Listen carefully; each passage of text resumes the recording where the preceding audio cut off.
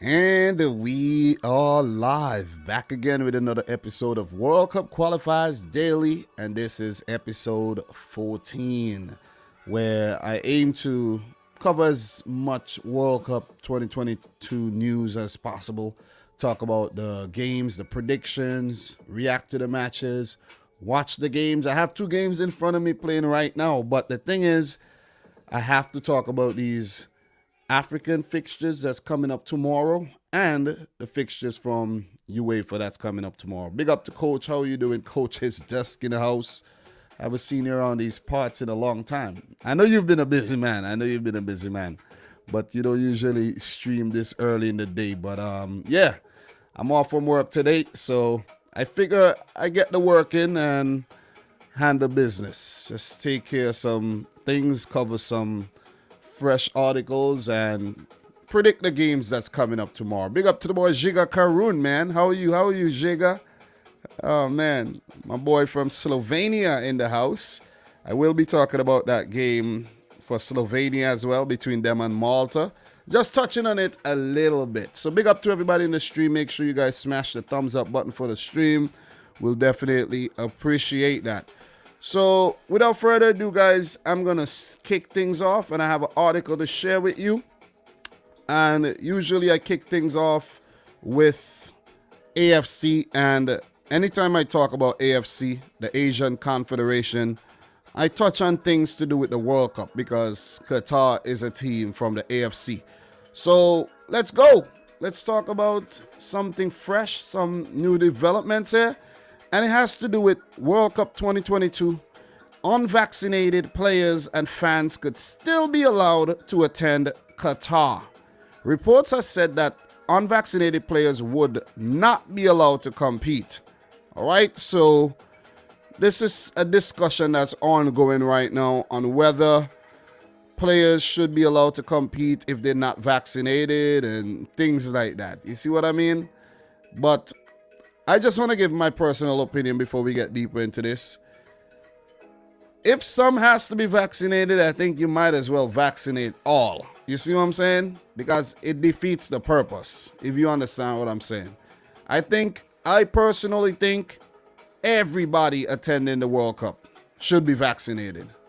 Or else you risk the coronavirus spreading and affecting the whole tournament. Because all it takes is one person. You know what I mean?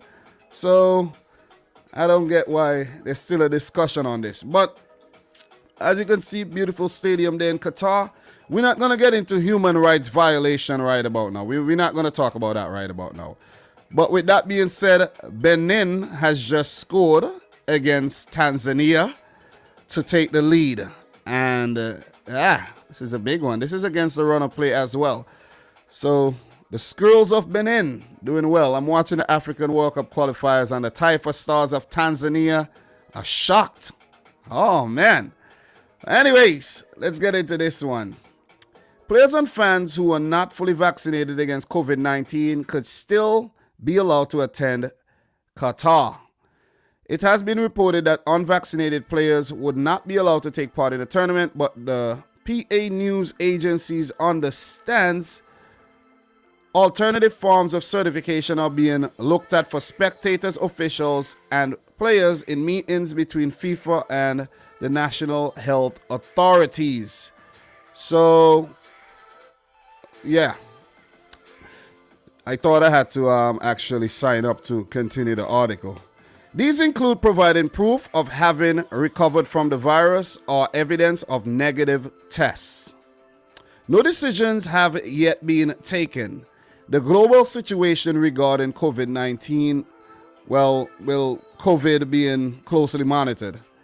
It would be likely, however, that unvaccinated visitors would need to provide proof of a recent negative test to enter a stadium, while vaccinated fans may only be required to test during their stay if they were symptomatic. All fans are required to test negative before attending matches at the World Cup in Qatar earlier this year. I don't know why they said earlier this year, but maybe it's in the future. I don't know. Late next year, the World Cup. No decision has yet been taken regarding the frequency of testing for players once in Qatar for the World Cup. A FIFA spokesperson, in light of the COVID-19 pandemic, and was the case for the FIFA Club World Cup Qatar 2020 and the FIFA Arab Cup Qatar 2021 qualifiers held in June 21, Qatar, as the host country, will provide the safeguards required to protect the health and safety of all involved in the competition. I have to say, this is terrible writing, though. Everything just jumbled up, you know what I'm saying? So difficult to read. But whatever, man. All attendees must follow the travel advice from the Qatari authorities and the latest guidance from the Ministry of Public Health. Full information on COVID-19 safety measures will be communicated to all client groups as we approach the competition. FIFA, end quote. FIFA said in a statement issued on Sunday night, we encourage COVID-19 vaccinations and endorse the World Health Organization's position. Safe, fair, and equitable access is critical in all countries. Players should not receive priority access to vaccines. The Supreme Committee for the Delivery and Legacy of Qatar 2022 declined to comment. So that'll be it for this article. Let me know your thoughts on that issue, guys. Do appreciate everybody who's in here right about now. Let me know what you think. So, yeah, big up to Gandalf, Sebastian, football follower, Danny A in the house, Birch Freeman, Ilyas Abdi. Thank you guys for joining. Hashashin, thank you for joining. I'm from New York, originally from an island called St. Vincent, Mr. Hashashin, if you're still in here. So, look, just wanted to kick things off with that update on the whole COVID-19 situation. And we're going to move on. And with that being said, let us touch on the CONCACAF region really quick because there will be games today. And let's talk about that. So let me actually switch that. We won't be talking long about it, but just because the games will be held today, we just have to touch on it, just give an update on the table really quick and the matches that will be played and share my predictions with the ones that missed it. So this is the CONCACAF table right now. Okay, that's the wrong round. We're in the final round. So this is the table right about now. Coach, if you're still in here, bro, I don't think you like the sight of this table with Jamaica down towards the bottom on 1 point. El Salvador 7th with 2 points. Honduras 6th with 2 points. Costa Rica 5th with 2 points. Panama 4th with 5. The USA 3rd with 5. Canada 2nd with 5. And Mexico on top of the group with 7 points. In terms of my predictions for the games coming up, let's just get to the games that will be played today, October 7th, 2021. Honduras versus Costa Rica.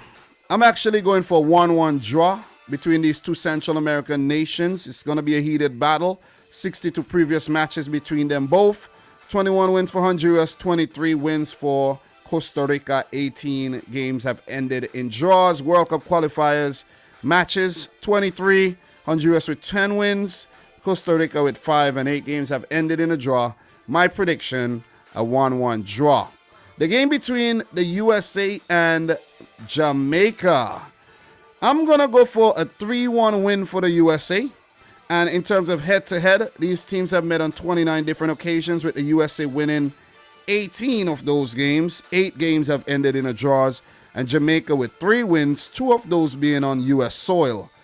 In terms of World Cup qualifiers, there's been 12 matches between the two teams. USA with 5 wins, 6 draws, and Jamaica with a solitary win on Jamaican soil.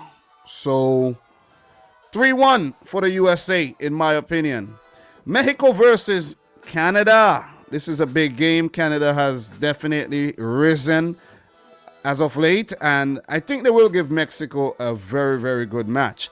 But I'm going to go for Mexico to win the game 2-1. However, Between these two, there's been 33 previous matches, with Mexico picking up 22 wins, 8 draws, and Canada with 3 wins. The last time they picked up a win against Mexico was at the 2000 edition of the Gold Cup that Canada went on to win. So, yeah. World Cup qualifying matches, there's been 20. Mexico with 12 wins. Canada with 1. 7 games have ended in a draw. All right, so 2-1 to Mexico. And last but not least, El Salvador versus Panama. I'm going to go for Panama to win the game 2-0. 56 games between these two Central American nations. El Salvador with 22 wins, Panama with 22 wins, and 12 matches have ended in draws. The home fixture is key for El Salvador because that's where they have been at their best. So if they are to get anything at all, it will be in this game. Maybe most likely a draw, judging from the way Panama have been playing. World Cup qualifying games, 10 matches between them. El Salvador with 6 wins, 2 draws, and Panama picking up 2 wins. Those were on Panamanian soil. So that'll do it for the roundup for CONCACAF. Big up to everybody, man. Michael, how are you doing? What's up, Dom? Sonaldo wins it for South Korea. Yes, yeah, I will touch on that game pretty soon. I was actually watching that one. I woke up watching the game. I was still sleeping, watching the game as well. And then I finally woke up and watched the last part of the game there where you have Syria scoring and then Son taking the lead again for South Korea. And I will touch on that game pretty soon. So big up to everybody in here, guys. Make sure you smash the thumbs up button for the live stream. This won't be a super long live stream, but Congo DR have made it 2-0 in their match here against Madagascar. I did predict Congo DR to win that game as well. I did predict a draw between Benin and Tanzania. Let's see how that one goes. But in terms of the game between Congo DR and Madagascar, pardon me, I predicted, let me see my prediction here. I predicted a 2-0 win for Congo DR. They just got a penalty. Looked kind of dodgy. But, yeah, nevertheless, a penalty. Mbokani just scored. The game between Tanzania and Benin, I predicted a 2-2 draw. It's currently 1-0 in favor of Benin, and it's at 80 minutes. 80 minutes. So it seems like Benin might actually go on to take that one, though. And Congo DR will take the other game. There's a game between Cape Verde and who are they playing? Liberia right now. And I think Liberia will lead in the game. Let me double check who's actually... All right, so it's 1-1. It's 1-1 right now. And I actually predicted a 1-1 draw for that game. So let's see if it ends just the way I predicted it. All right, so my predictions have been pretty spot on. Pretty spot on. It's not easy to predict stuff, but I've been trying. Definitely been trying. So big up to One Voice, Man City. Big up Dom Antonio getting called up for Jamaica. What do you mean? What do you mean? What are you talking about? What are you talking about? Chelsea Perspective, how are you doing, man? Nice to see you in here. Bro, Mikel Antonio did not get called up. He got called up, but he deemed himself unavailable. I covered this last night. You guys are not watching the stuff, man. You guys are not following the thing. That's the reason why I'm doing this, so I could keep you guys updated with what's going on in terms of World Cup qualifiers. That's why it's called World Cup Qualifiers Daily. But you guys are not paying attention. Just want to put it out there. You're not paying attention. Pay attention, okay? The class is in session. Pay attention, or else you're going to be left behind. Just like One Voice, Man City. Don't be left behind. All right, so what we're going to be doing, we will be moving on to CONMEBOL. I have one article to touch on CONMEBOL, so we will be moving on to that. And then we have some stuff on CAF to talk about, the games that's ongoing right now. And then we go on to UEFA and we have some predictions. So big up to Chelsea Perspective for dropping the super chat, $5. I do appreciate it, bro. My first time here. Big up to you, brother. Thank you very much, man. Appreciate it. We did interact on Twitter, but yeah, I think this is indeed the first time you have, been on the channel. So, guys, just a quick update, man. In the game between Congo DR and Madagascar, the Congo DR striker actually kicked the ground. He kicked the ground and a penalty was given. This is funny. Mike, are you seeing this? Are you watching the games, Mike? Because this is hilarious. That goal should have been overturned. But unfortunately, there's no VAR in Africa and there's no VAR in CONCACAF region as well in terms of World Cup qualifiers. Even Asia has VAR. Yeah, Mike, man, that was too funny. That was too funny. That was way funny. And Congo DR just missed a sitter again. Wow. Damn. These games are hilarious, man. So, in terms of CONMEBOL, let me just get this article to share with you really quick. And then we're going to move on. It won't be too long, but just something necessary to actually touch on right now. All right. So, it's something from the Daily Mail. Get a lot of, little bits and pieces, articles here that is very, very important. You know what I'm saying? So, this article reads, all right, let me get rid of these ads from the thing right there so you could see. Brazil hammer blow for Man City, Liverpool and co. As it is confirmed, Premier League stars will not be allowed to return early from World Cup qualifiers, leaving Alisson, Ederson, Fabinho, Gabriel Jesus set to miss club matches. Brazil have 9 Premier League players in their squad for World Cup qualifiers. Premier League clubs were hoping their stars could be withdrawn prematurely, but some sides play third qualifier just the day before the Premier League resumes. Brazil boss Tite said there was never that possibility of them returning early, and that's understandable. You see what I'm saying? It's understandable. The clubs would have to do without these players and find ways of adjusting, and it could be, a big deal because it's a good thing for City. I'm a City fan if you don't know, that we're playing Burnley. You know what I mean? So let's hope that could help. For Liverpool, they will be playing Watford, and Watford would have a new manager, so in Claudio Ranieri. So let's see if no Alisson, no Fabinho actually helps Watford out. I don't know. I doubt it would actually make a big difference. But the article reads, Brazil have followed Argentina by confirming their Premier League players will not return to England from international duty early, dealing a blow to a host of top-flight clubs.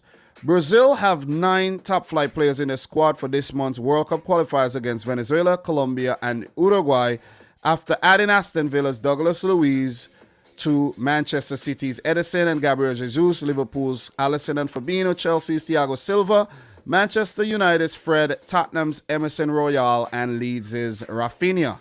Premier League clubs were hoping their stars could be withdrawn prematurely from this fortnight's game in order to return in time for the season's resumption. While the government quarantine rules have been relaxed to allow players to train and play on their return from red list countries, while they isolate, some of the South American sides play their third qualifier just 24 hours before the Premier League commences on October 16th. And as you can see here, pictured, Liverpool's Alisson, Firmino, Gabriel Jesus, and Ederson. Fabinho of Liverpool, Fred of Manchester United, Thiago Silva of Chelsea as well there. So the article continues, but Brazil coach Tite said there was never that possibility of them returning to England early. They were called up for the 3 games. Argentina head coach Lionel Scaloni, whose squad includes Spurs pair Cristiano Romero and Giovanni Lo Celso plus Villa keeper Emi Martinez, said, "We are not going to do the same as last time with the Premier League players. Before the game with Venezuela, I said that they can come and play all 3 games, but the players raised a difficult decision for me and I understood it. I released them. Now, the players are here to play the 3 games. Under no point of view, they will leave earlier. The situation also affects Premier League players from Colombia, Uruguay, Ecuador, and Paraguay, who are all expected to follow Argentina and Brazil's position.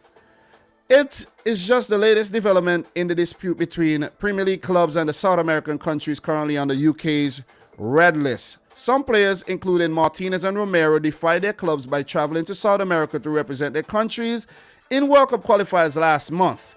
That was despite top flight clubs insisting they would not release their players, while FIFA demanded the individuals to be allowed to travel and play. To avoid the confusion that their actions subsequently caused, reports suggest new government plans will allow players coming back from playing in high COVID risk nations would be able to complete a 5-day quarantine within their club bubble rather than a mandatory 10-day hotel quarantine. However, players have only been allowed to travel to red list countries this time around if they are fully vaccinated. All right? And that'll do it in terms of the article right there. That is very, very important stuff, just so you know, guys. So you guys shouldn't be like, damn, why are you covering this? Why are you reading all this stuff? Very important stuff, guys. In terms of World Cup qualifiers, we're not rushing through things. We're taking our time and we are covering this information. All right, guys? So just so you know, this is not a rush thing. I took my time and properly prepare the information that I'm sharing with you right now. So make sure you smash the thumbs up button for the stream, share the stream, and participate in the chat. Big up to AD in the house.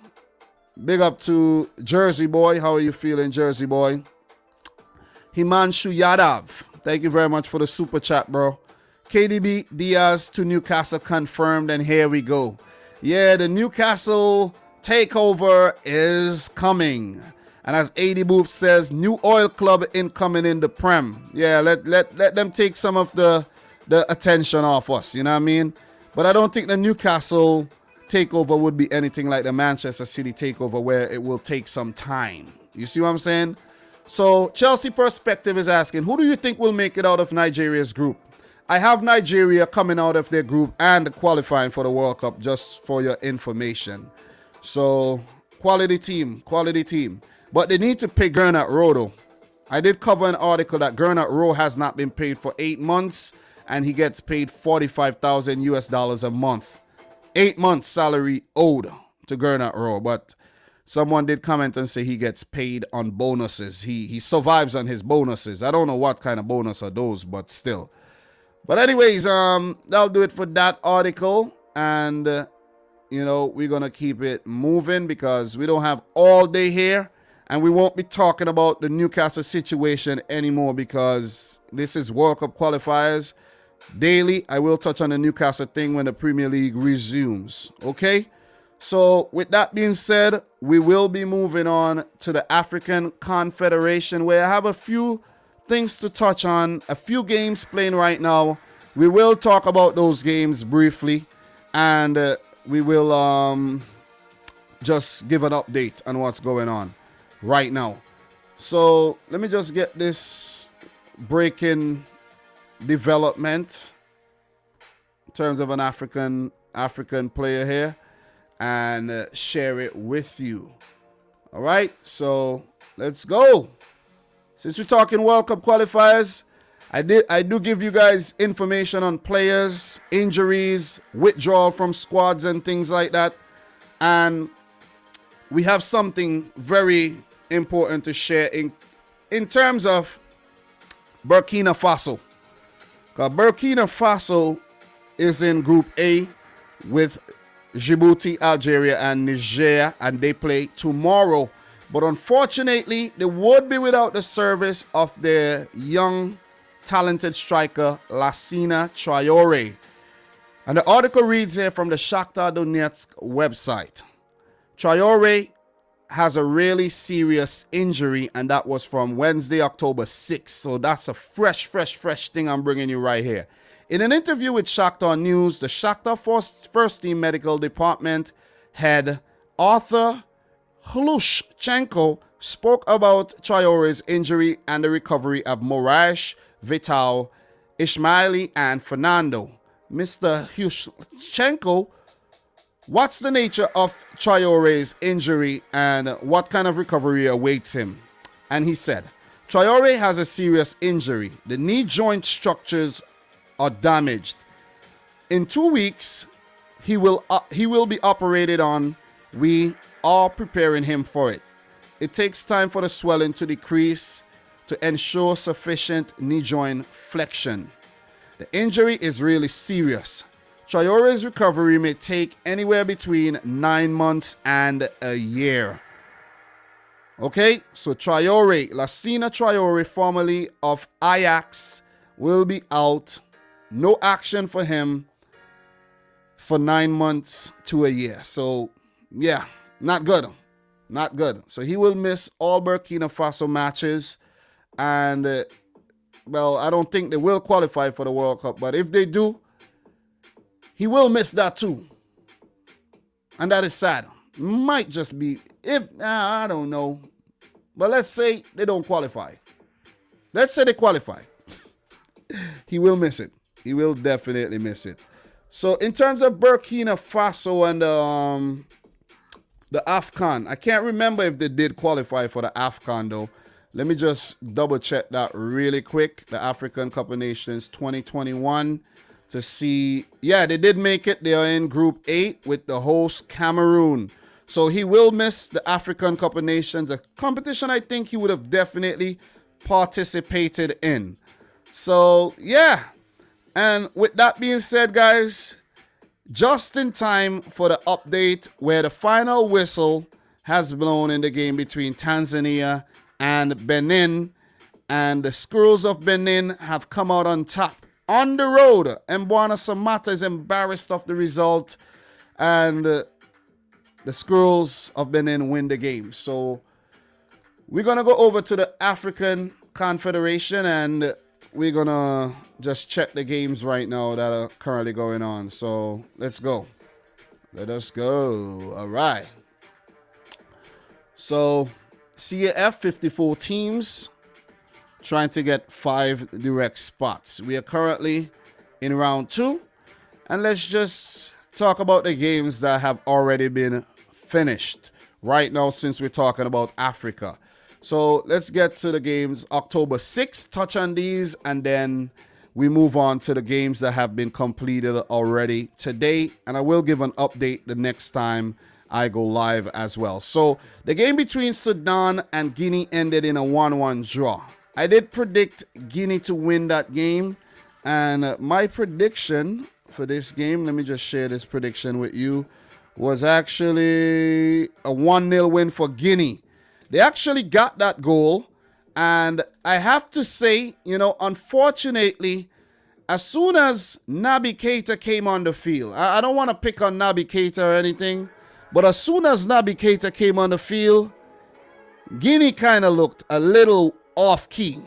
Just want to say that right now. And I'm not blaming him per se, but just want to put it out there. So if there's Liverpool fans in here who, want to know what's going on and everything, he came off the bench. Guinea were in the lead, and then they give up the lead.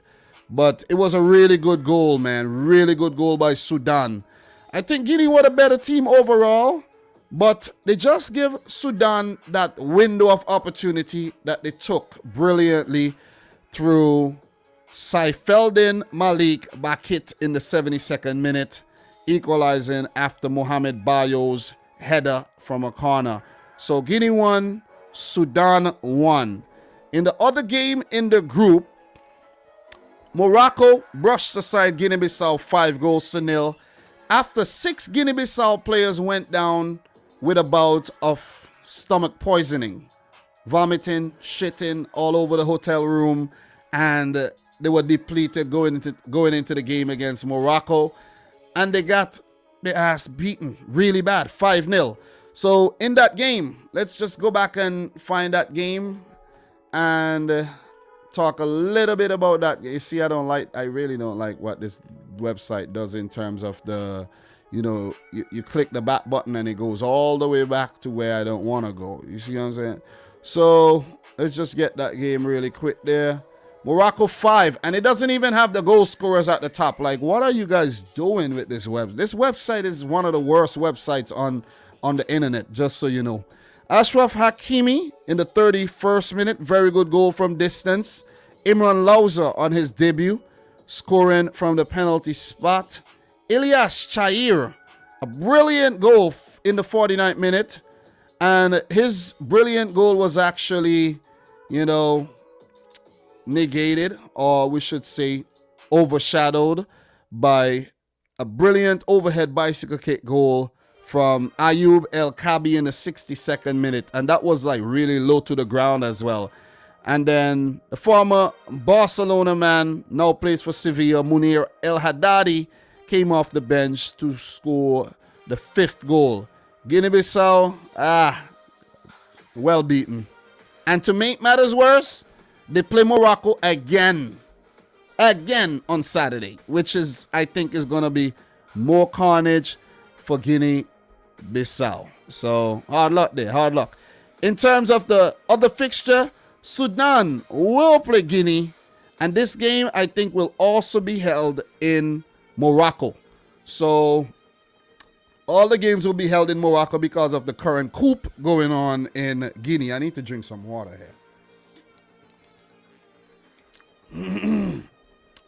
All right, so with that being said, we're just going to go back and recap the games that has just been completed. I think there's a game going on in Asia right now as we speak. So what I'm going to do, I'm going to switch over to that game really quick and watch this game. It's a game between Lebanon and Iraq. Let me actually refresh this thing.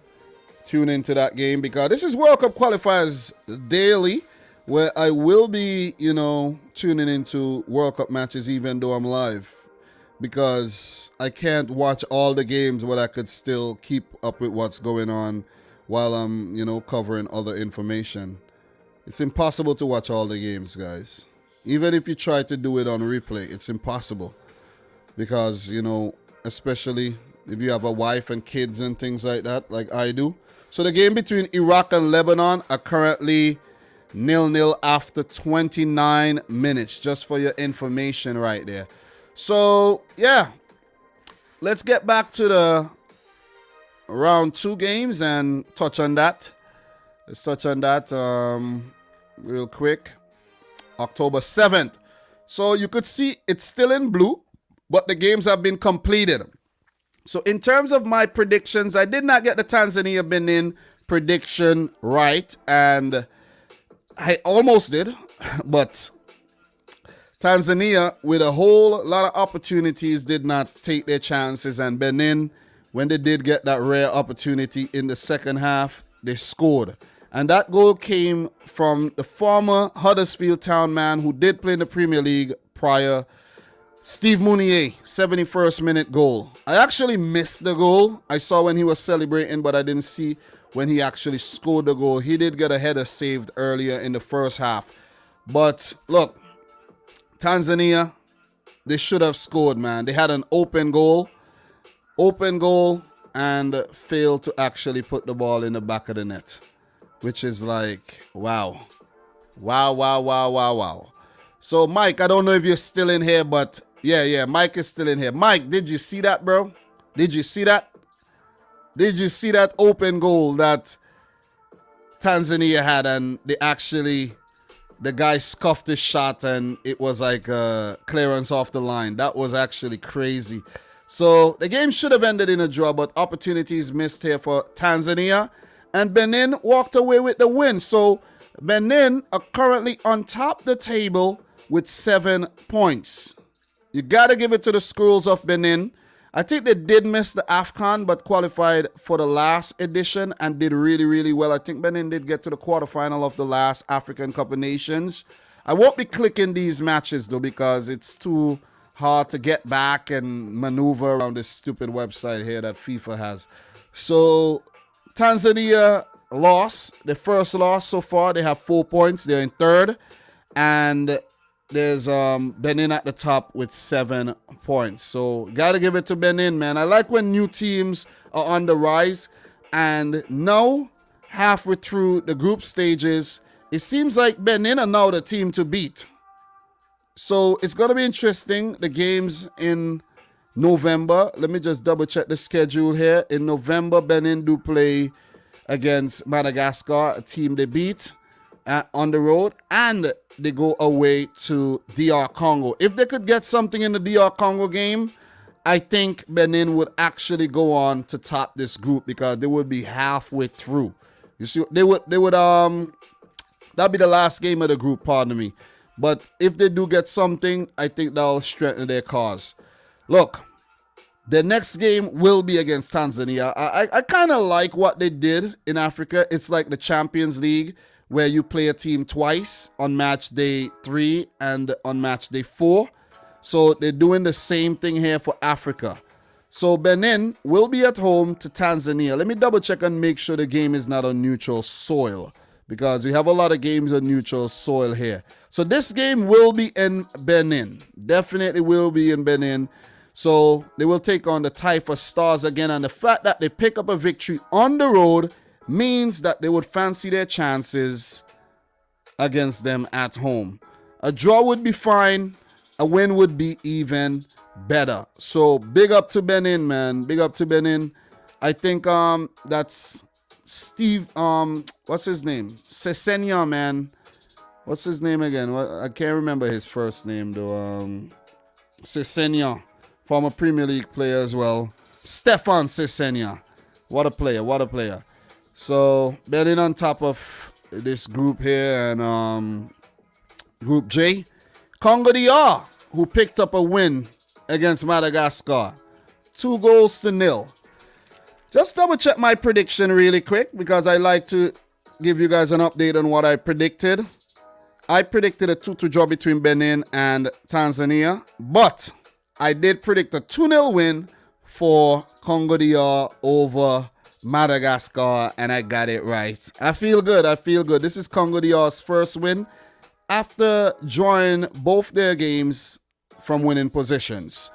In this game, Shadrach Okolo scored in the 35th minute, and then Diamesi Mbokani scored a dodgy penalty in the 79th minute. That should have never been given because the player actually kicked the ground and injured himself, and a penalty was given. But the defender was very close, so the referee thought that the defender had fouled him. I don't think the defender had anything to do with that at all. So that was a big boo-boo by the referee there. But it's CAF. They don't have VAR. They don't have no type of review system, so that's their fault. Congo DR will play Madagascar in their next fixture. And if they pick up a win here, they will go up to 8 points. Benin, a draw would put them on 8 points. A win would put them on 10 points. So it will, once Benin, if Benin beat Tanzania, they will go up to 10 points. And Tanzania could only get a maximum of 10 points. So I think it will then be between Benin and Congo DR for the top spot. Madagascar, I think it's over for them. They could only get a maximum of 9 points now, and they won't top the group with 9 points, in my opinion. So it's fair to say the race is now between Tanzania, Congo DR, and Benin, with Madagascar dropping out of proceedings. So the other game here between Liberia and Cape Verde. What was my prediction for this one? You may ask. A 1-1 draw. It ended in a 2-1 win for Cape Verde. Liberia giving up the lead and dropping all 3 points from a winning position. So in this game, we had a goal from Van Dave Harmon in the 3rd minute of first half extra time. Yamiro Montero in the 52nd minute, and Gary Rodriguez in the 92nd minute. Late goal there to break Liberia's hearts. First win for Cape Verde. Liberia do have a win already and 2 losses now. So they have 3 points in third. They're not out. They're halfway through, but they're not out. Cape Verde has 4 points in 3 games. But the team to beat in the group is Nigeria, who will play Central African Republic later on today. And my prediction for that game is a 3-0 win for Nigeria. The Super Eagles of Nigeria. 3-0 over the Central African Republic. That's my prediction. Just for a quick update, the game between Iraq and Lebanon, 38 minutes in, it's still a 0-0 scoreline. What was my prediction for that one? Let me just locate that prediction really quick. I predicted a 1-0 win for Iran. A 1-0 win for Iran. So just take a look at the games that are coming up today. Equatorial Guinea versus Zambia. Just want to reiterate my prediction. 2-1 win for Zambia. Rwanda versus Uganda. I'm going for 0-0 draw. Nigeria, Central African Republic, 3-0 to Nigeria. Tunisia versus Mauritania. I'm going for 2-0 win for Tunisia. And Mali versus Kenya. I'm going for 2-1 win for Mali. There will be games coming up tomorrow, and I will be doing predictions for these as well in today's segment. So I might as well do the predictions now, right? I might as well. Since I'm on it, might as well predict the games. You know what I mean? It don't make sense to leave and come back to Africa again. So might as well just touch on these as we're here. And we will also take a quick look at the groups and just have some insight on who's looking poised to go through and who's going to miss out on the next round. 3 teams will miss out. Only 1 team will move on. So, look, we have games here from Group A. Only 3 groups. Only games from 3 groups. Group A, D, and F. Let's start with the games from Group A. Algeria versus Niger. So, just to go back last month and recap those games, Algeria did beat Djibouti 8-0, and they drew to Burkina Faso 1-1, which was a big result for Burkina Faso, seeing that what Algeria did against Djibouti, right? But it was a controversial game where I think Tapsoba should have got sent off for a foul in this game, and maybe would have favored Algeria. So, yeah, the refereeing in Africa is kind of suspect as well. And as I mentioned before, no VAR. So this game here, man, this game between Algeria and Niger. What happened with Niger last time around, you may ask. And what's their points tally? And I'm going to give you points tally on the groups right now. Niger lost their first game 2-0 to Burkina Faso, but beat Djibouti 4-2 like they should. Algeria currently on top of the group with 4 points. I don't know why I said 8 points. A goal difference of 8, but 4 points. And Burkina Faso also on 4 points. That is pretty good. That is pretty good. Niger with 3 points in third, and Djibouti with a -10 goal difference without a point. For this game, I'm going for Algeria to smash Niger 5-0. And it's pronounced Niger, guys. All right? Remember that. 5-0. Might not end like that, but I think Algeria will take them to the cleaners. The game, however, between Djibouti and Burkina Faso. Oh, boy. Burkina Faso 1-1 against Algeria, 2-0 against Niger in their games in September. And I spoke about Djibouti losing 8-0 to I don't know why I'm saying Nigeria. Algeria, and a 4-2 loss to Niger. In this game, I'm going to go for Burkina Faso to beat Djibouti 3-0. I'm not going to go for a blowout. I think Djibouti are going to try their best. They're going to defend in numbers. And they'll only concede 3, but they won't score any because they won't have any possession of the ball at all in this game. Like, hardly. Let's see if they could actually prove me wrong. So, with that being said, I'm going to move on. I will take a look at the comments pretty soon to see what you guys are saying in the chat. But if you haven't yet liked the video, make sure you smash up the thumbs up button. We got 40 people in here, and I don't know why we only got 15 thumbs up. Guys, smash the thumbs up button. Smash up the thumbs up button for the thing, man. Not a lot of us are covering the World Cup qualifiers. Big up to Michael Talks Football, who is doing it in terms of all confederations. Big up to my boy Football Pharaoh as well. And I think that's probably just about it in terms of people that's talking about all the confederations. There's people that's talking about their countries and things like that. But yeah, you don't count. You don't count in terms of covering everything. All right? So make sure you smash the thumbs up button for the stream, guys. We'll definitely appreciate that. So, look, we're going to move on to Group D, where Cameroon, Mozambique, Malawi, and Cote d'Ivoire are in that group. So, Group D, just to give you the standing before we talk about the games, Ivory Coast on top with 4 points, Cameroon second with 3, Malawi third with 3, and Mozambique at the bottom with 1 point. So, let's talk about the game between Cameroon and Mozambique here. Let me get that game. Cameroon and Mozambique right here.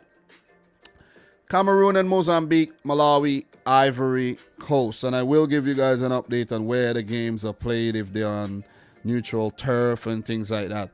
Cameroon 2, Malawi 0. Ivory Coast 2, Cameroon 1 in the September game. So Cameroon need to get their act together. They would host the 2021 African Cup of Nations. They wouldn't want to miss out on the World Cup. We will know next month the teams going on to the final round. Next month. As soon as next month, we will know that. Things are going to get very interesting where we can predict the final round and things like that. So Cameroon versus Mozambique. It will be on home soil for Cameroon at the Stade Omnisports. And this game is in Cameroon, not on neutral turf or anything. And for Mozambique, in terms of their games in September, a 0-0 against the Ivory Coast. A big result, but surprisingly, they lost to Malawi. See what I'm saying? And big up to the boy Patrick as well, who is from Malawi. How are you doing, Patrick? Man City fan Patrick. So for this game, I'm going for a 2-1 win for Cameroon. 2-1. 2-1 for Cameroon. Let's see if they actually go on to win the game here. So, Cameroon, you'll be a letdown if you actually lose this game, man. Or even draw. The next game as well will be against Mozambique. So, they will play Mozambique twice. I don't know why I kind of clicked. Okay. Yeah, they will play Mozambique twice in this international break. Let me see where the second game is being played. The second game is actually being played in Morocco. So it won't be on Mozambique soil. It will be in Morocco, just for your information. And it will be a doubleheader this month in most of the African games, in most of the African groups. So I'm going for Cameroon to win the game 2-1. The game between Malawi and Cote d'Ivoire. Malawi versus Cote d'Ivoire. All right. Let's see if Malawi could actually pull off an upset. And Cote d'Ivoire is Ivory Coast, by the way, guys. And I repeat, Malawi in September, 2-0 loss to Cameroon, and a 1-0 win over Mozambique. In terms of the Ivory Coast, who will play Malawi in a doubleheader this month, they defeated Cameroon 2-1 and drew 0-0 to Mozambique. For this game, my prediction is Ivory Coast to win the game 2-0. Where will the game be played? The game will be played at the Orlando Stadium in Johannesburg, South Africa. So let us see how this one works out. Neutral turf. And the other game, let's find out where the other game will be played. The home match for Ivory Coast will be played in Benin. Wow.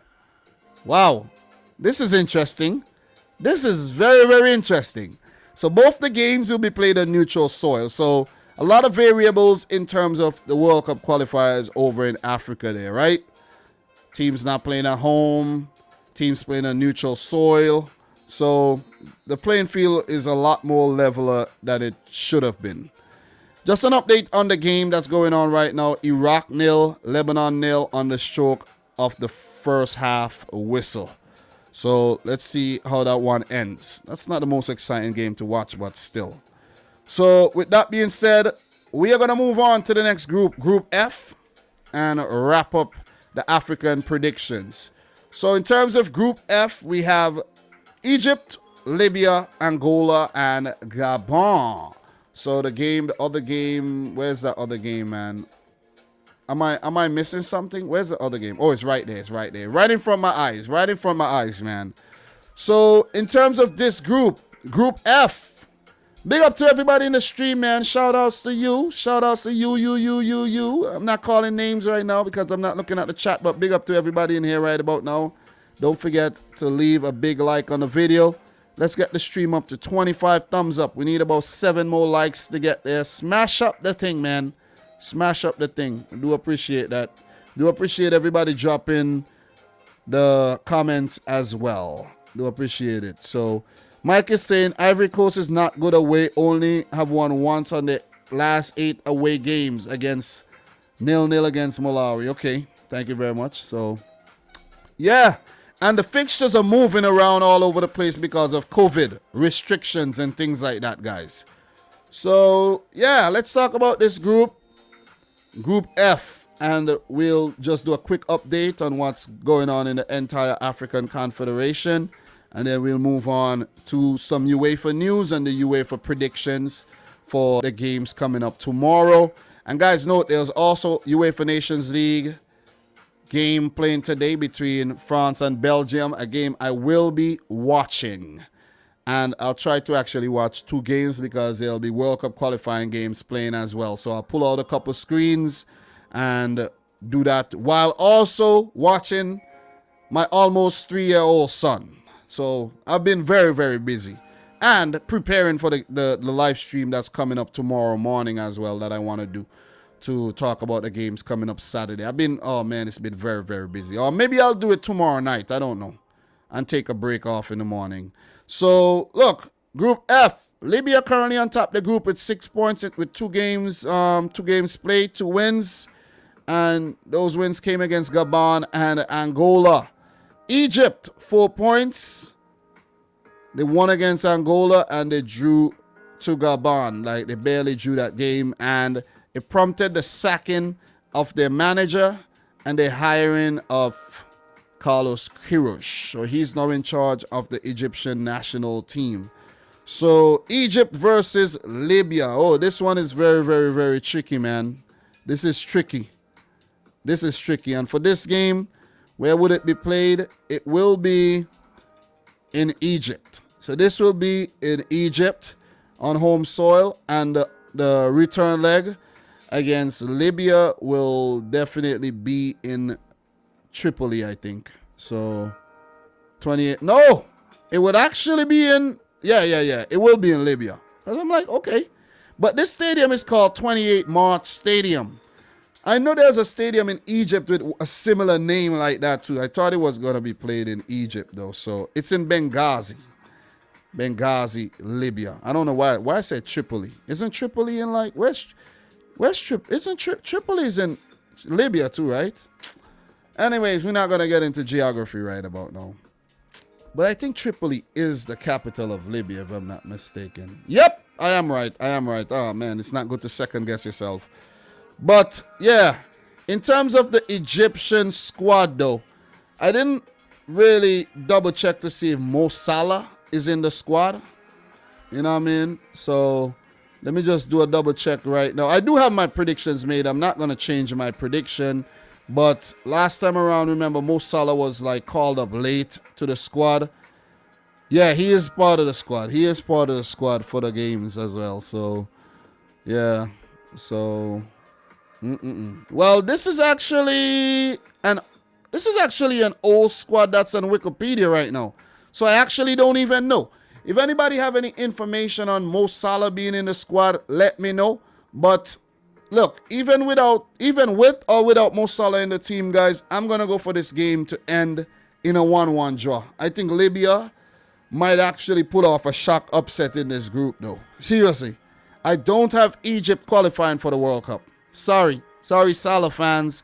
Sorry, Egyptian fans, but I don't have them qualifying, and it would be a big disaster for them after making it to the 2018 World Cup, sacking their manager now, and bringing in Carlos Queiroz, you know what I'm saying? So, who was at the World Cup the last time around with Iran, if I'm not mistaken.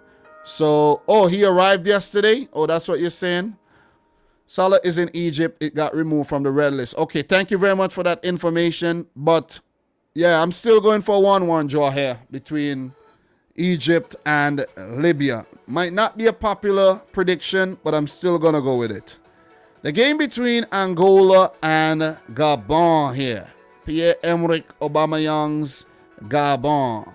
Let me actually take a quick look at the Gabon squad to see if it was updated. All right. Not updated on Wikipedia. Who's ever updating these things on Wikipedia? Y'all playing games, man. Y'all playing games with the things. But in terms of their results last time around, let's get back to business and stop going down squad rabbit holes and things like that. 1-1 between Egypt and Gabon last time around.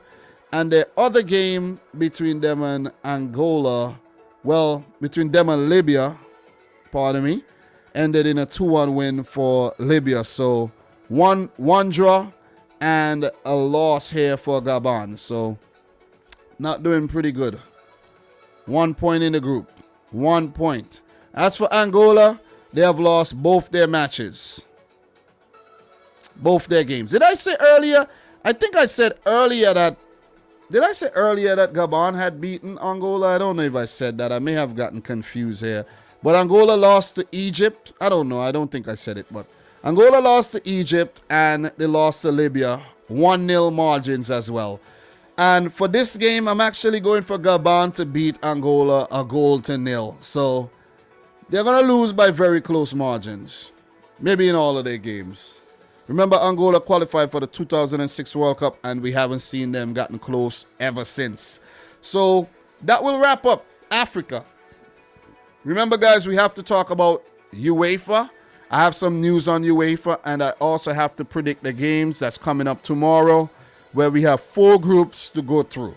All right? We've been streaming for 56 minutes, so not bad at all. Not bad. Let's go down to the bottom and let's take a look at the groups, guys. Let's take a look at the groups and just to get a little idea of who might actually go through and who won't, really quick. Algeria, Burkina Faso, I'm picking Algeria to go through. But Burkina Faso, I think, will give them stiff competition, seeing that they did pick up a 1-1 draw against them. So keep an eye on Group A on whether Algeria could shake off the threat by Burkina Faso. And Burkina Faso is a team that always do well in World Cup qualifiers, but never qualify. They're one of those teams. Niger and Djibouti, I think, pretty much out of the whole situation there. So, Group B, Tunisia, 6 points, Zambia, 3, Equatorial Guinea, 3. Tunisia should go on to top this group. They might do it with a perfect score as well. But I don't have them making it to the World Cup because the last time they used this format back in 2014, Tunisia actually did well and lost the playoff game. So, yeah, let's keep an eye on that as well. Group C, Nigeria, I think, will go on to top this group without a doubt. And there has been an update in this group as well. But the FIFA website has not updated it. So Cape Verde goes up to 4 points. Liberia stay on 3. Cape Verde are now second in the group. And Liberia are now third. Could Cape Verde give Nigeria a run for their money in this group? I don't think so. Nigeria should move on to the next round. This is also a tricky one between Ivory Coast, Cameroon, Malawi, and Mozambique. But I do have Ivory Coast going through to the last round and Cameroon, Malawi, Mozambique missing out. Let's see how that one looks, but it's still too early to tell. We would find out a bit later how this group is shaping up halfway through the African World Cup qualifiers in the second round. Mali on top of Group E with 4 points. Kenya second with 2 points. Uganda third with 2, and Rwanda. I think Mali would go on to win this group. There's games today in this group as well. So, no, not today. There's no group. There's no games. Yeah, there is games, right? There is games today? Is there? Wait. Yeah, there's games. Yeah, there's games today. I was predicting the games that's coming up tomorrow. There's games today in this group. So, yeah. You know, because I'm like, yeah, I know there's games today. Oh man, damn, don't confuse yourself. They are games today. Let me just double check. There's games coming up at 12 today between Equatorial Guinea and Zambia, Nigeria versus Central African Republic, Rwanda, Uganda, Mali, Kenya, Tunisia versus Mauritania. So those are the games that are coming up today in the African Confederation. They are on ESPN Plus. Paramount Plus has the Asian games. ESPN Plus has the European games. They have the African games, and Paramount Plus have CONCACAF and Asia. I don't know why one of those could not get the games from CONMEBOL, but CONMEBOL is probably on Fubo TV or something like that, and I'm not paying for Fubo TV. So let's see what Mali does from this group. Libya, Egypt, Gabon, but Gabon are already 5 points behind Libya. So they put themselves in a spot of bother. But let's say Gabon win against Angola and Libya lose to Egypt, then, you have a tricky situation in this group. So I think all three teams at the top are still in the running. Angola, I think pretty much, they have to win their remaining 4 matches, something I don't think that they will pull off. Group G, Bafana of South Africa doing the damn thing. I think they have games coming up on Saturday, so we will touch on their games the next time I do predictions. I want to take my time and do things because you see how long and drawn out these things could get. So I don't want to spend like 5 hours talking about Africa and then I have to spend another 3 hours talking about UEFA and things like that. You get what I'm saying?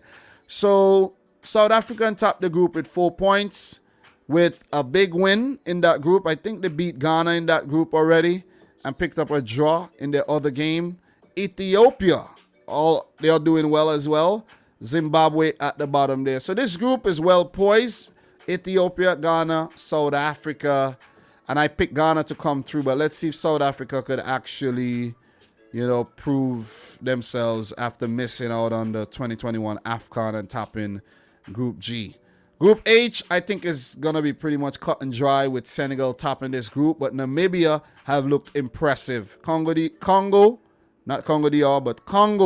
has looked very lackluster, as well as Togo, who qualified back in 2006. And Group I, Morocco on top with, Morocco has 6 points. Yeah, they do have 2 games played. Remember, the game between them and Guinea has been postponed. Guinea-Bissau, 4 points. And Morocco do play Guinea-Bissau again. And I think they'll beat Guinea-Bissau and go up to 9 points and separate themselves from both Guinea-Bissau and Sudan, who did pick up a draw against Guinea. So let's say the game between Guinea and Sudan ends in a draw again. It's not going to be good news at all for Guinea and Sudan. If Guinea-Bissau lose their next game to Morocco, it means, right, that Morocco would go up to 9 points with a game in hand, and Guinea-Bissau could only get a maximum of 10 with their remaining 2 games. Something that they could pull off, seeing that they would already get Morocco out of the way. But then Morocco would have 3 games to be played, and they'll get 1 point. So it's safe to say that Morocco could book their place into the next round with a big win against Guinea-Bissau, and with a game between Guinea and Sudan ending in a draw, putting a whole lot of pressure on Guinea to pick up perfect points next time around. So Group J, last group, Tanzania, Benin, Congo, and Madagascar. We touched on this group already with Benin currently leading the charge with 7 points. Tanzania has 4 points. Congo has 5. And Madagascar without a point after 3 games played. So this has not been updated yet, so just for your information. So thank you very much for listening to that one and bearing with me reading all that stuff. So what we're going to be doing right now, guys, big up to everybody who's in here right about now. If you haven't yet liked the video, guys, we need 5 more thumbs up to get to 25. Why do I need to keep begging you guys to like the video? Why? It should be an automatic thing. You come in the stream, if you like what I do, you smash the thumbs up button. Come, what are you guys doing? What are you doing? Damn. But big up to FB7 Games in the house. How are you doing? How are you doing? predictions for UAE versus Iran. What was my prediction? Iran to win the game 2-0. That's my prediction. So Chase Athletics is saying I picked South Africa to qualify. Michael, Ghana have Milovan Rakovic back, the manager who led them to the quarterfinals at the 2010 World Cup. Is that a managerial change you're talking about there? Is that something fresh that wasn't talked about? Is that it? Milovan Rakovic. All right, let me just do something quick there because I really don't know Milovan Rakovic. Okay. So all right, let me just do a quick search for something right now. So okay, so this is something that actually just changed. This just happened because the manager in charge was Charles Akano, and it seems like this has changed. So let me actually write that down. Thank you very much there, Mike, for letting me know that. And that is something we could discuss next time around, because I actually didn't know about that. So Ghana managerial change. See, that's what you call value. Thank you there, Mike. Appreciate it. It hasn't even been updated though on a list on Wikipedia. Haven't even been updated. So wow, crazy. Milovan Rakovic, and let me just double check here. Ghana 2021. So he returned to manage the Ghana national team for a second time in September of 2021. I don't know why this news wasn't really, big. The 20th of September 2021. So it's been about 3 weeks and I didn't even caught wind of this. This is absolutely bad on my behalf. I should have known this. I really should have known this, but still, something is going to slip through the cracks. You know what I mean? I can't cover everything, you know what I'm saying? So that's why I have guys like Mike in here. Mike, one of these days during this whole World Cup qualifying daily thing, I would like to have you jump on, bro. You know what I'm saying? I would like to have you jump on and, discuss things with me. That'll be fun. But yeah, we still got a lot of time. We'll discuss that behind the scenes. But big up to everybody. Big up to Gandalf, man. Spain or Sweden, who's winning? Oh, man. I would actually like to see Sweden do it, but, oh, man, if we learn something from what Spain did against Italy yesterday, I don't know about that no more. I don't know. But football is a funny game where Spain may not show up on the day. So, with that being said, though, thanks for the news there. Thanks for the news there, Mike. We have some stuff to touch on UEFA, and then we're gonna move on to the predictions. We definitely gonna do the predictions. So I have some stuff here for you, man. I have some good stuff for you, and let's go. We got an update here. We got an update that Rafa Guerrero. All right, let me just, man, Jesus Christ. Oh, man. All right. Got the translation there. Selection, Trincao and Guerrero dismiss. And the translation change it to warrior. So I guess Guerrero means warrior, right? Wow. Trincao and Rafael Guerrero were released from the national team, informed the federation. The Dortmund fullback has filed complaints during the work session held this Wednesday in the City of Football, and the medical examination he underwent confirmed that he would not be available in time for the national team games against Qatar and Luxembourg. In terms of Trincao, the Wolverhampton Wanderers player tested positive for COVID-19. According to the federation, Trincao performed a rapid test upon entering the internship, and the result was positive. Guys, the translation is horrible, you know what I mean? So, yeah.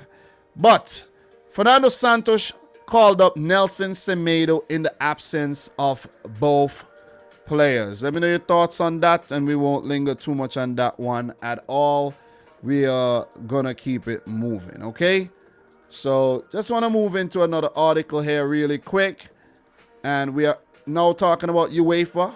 I organized the things according to, you know what I'm saying? You know what I'm saying? All right, start your... No, man. No. Jeez, man. God damn, I have to register for this shit. But anyways, man, this article is actually saying that Tammy Abraham has revealed... Well, Tammy Abraham has become the first England player to confirm he is vaccinated against the coronavirus. But the subject remains a sensitive issue around the squad. Fikayo Tomori chose not to reveal his status and, like Abraham, dodged the issue over whether more players should protect themselves. I think all players should be vaccinated against the COVID-19 virus, in my opinion. So it's very brave on Tammy Abraham to come out and say that he's vaccinated so that he could actually inspire other players to actually do the same. So that's my opinion on that one. And we are going to move on. We're going to keep it moving. We're not lingering on these little updates, man. This is the news, right? We're not going to linger and go into discussion here. Okay, so this is groundbreaking. Andorra versus England. All-female officiating team named for Saturday's World Cup qualifiers. Katarnia Monzul will lead an all-female refereeing team that also consists of her Ukrainian compatriots Mariana Striletska and Svetlana Grushko, and VAR official Stephanie Frappart. All right, so the article reads, an all-female refereeing team will take charge of England's World Cup qualifier in Andorra on Saturday. The names that I just mentioned, you know, the Ukrainian contingent there, and Stephanie Frappart of France would oversee the game. And it says, however, the fourth official and assistant VAR are both male, Dennis Sherman and Victor Matiash, respectively. The historic moment marks the first time a senior England men's game has been refereed by a woman. Stephanie Frappart will be on VAR duty on Saturday, and she was groundbreaking as well. I think she refereed in the Super Cup, a UEFA Super Cup, a season ago or so, a season or two ago, became the first female to do so. Monzul has taken charge of a senior men's international before. However, having been part of the first all-female refereeing team to officiate when San Marino faced Gibraltar in the Nations League in November of 2020. She also has experience at Women's World Cups and European Championship and is a referee in the Ukrainian Premier League. Frappart has officiated in the Men's Champions League and also have taken charge of Men's World Cup qualifiers, becoming one of the sport's females officiating trailblazers in the process. The appointments come in the same year that Rebecca Welsh became the first female referee appointed to take charge of an EFL game, Harrogate's 2-0 home defeat to Port Vale in April. Meanwhile, England are preparing to face Minnows Andorra, having collected 16 points from a possible 18 in Group I, including a 4-0 win over their weekend opponents during the last international break in September. Gareth Southgate's side then welcomed Hungary to Wembley on October 12th as they look to take further steps towards qualifying for the 2022 World Cup in Qatar. And gives you some instructions on how to follow the game, and this game will be on ESPN Plus for me and those of you guys who live in the United States. Let me know your thoughts on that, man. Let me know your thoughts on that right there. Do appreciate that. Do appreciate your thoughts, you know. Nothing more important than your thoughts in the chat, guys. Don't forget that. Don't forget that. Anything you could add to the live stream, I will definitely appreciate that. But we will move on. Definitely will move on. Football Italia. I spoke about this yesterday and I denounced it. I don't understand why the Milan fans were actually booing Gianluigi, I think Gianluigi, right? Gianluigi Donnarumma Yeah, I was gonna second guess myself with his first name there. You know what I mean? There's a lot of Gian this and Gian that over there in Italy. But I have to say that after what this man did for Italy, right? After what he did for Italy at the Euros and what he has been doing for Italy over the last couple seasons, you have to put aside the club thing and don't be petty and show respect to the national team player. That's just my thoughts. That is my thoughts. If it was PSG now visiting the San Siro, then you boo him. You see what I mean? But I think it was absolutely unacceptable, and it definitely contributed with the loss, because if you're Spain and you're playing against Italy and you're hearing that they're booing their own players, you'll be like, okay, this is a joke thing then. Okay, we could beat this team. Let's attack. Let's just attack. Let's attack. The defense is bothered by the booing. Let's attack and win this game. And that's exactly what they did. You know what I'm saying? So Roberto Mancini, was right to come out and say that. And he says, Italy are meant to come before everything else. And I do agree with him. All right? Do agree with him. So not going to go deeper into this fixture because I have a few more things I have to actually touch on before we do move on, okay? So just have a few updates before we go on to the predictions here. And this does not affect World Cup qualifiers that much, but it's important because I could swear I recently saw Martin Stekelenburg in the Dutch national team setup. Pretty sure. So the news have come out to say that his season is over because of injuries. And this is written in Dutch, so I'm not going to be translating that. But the Ajax goalkeeper season ends early as the goalkeeper continues to struggle with injury. And he is very, very up there in age. Very up there, about 38, 39 years old right now. But we know that don't really affect goalkeepers that much. But it is very, very important to note. So let me know your thoughts on that one as well, as we are going to keep it moving. I have a big one for you, and you're going to absolutely love this one. Thank you very much for tuning in, everybody who's in here right now. You're going to love this one. Make sure you smash the thumbs up button if you're yet to do so. And we're ready for liftoff. Euro 2024 logo unveiled with spectacular light show at the Olympiastadion in Berlin. So, united by football, Vereint im Herzen Europas presented as slogan for Euro 2024, as well as 10 host city logos featuring chosen landmarks.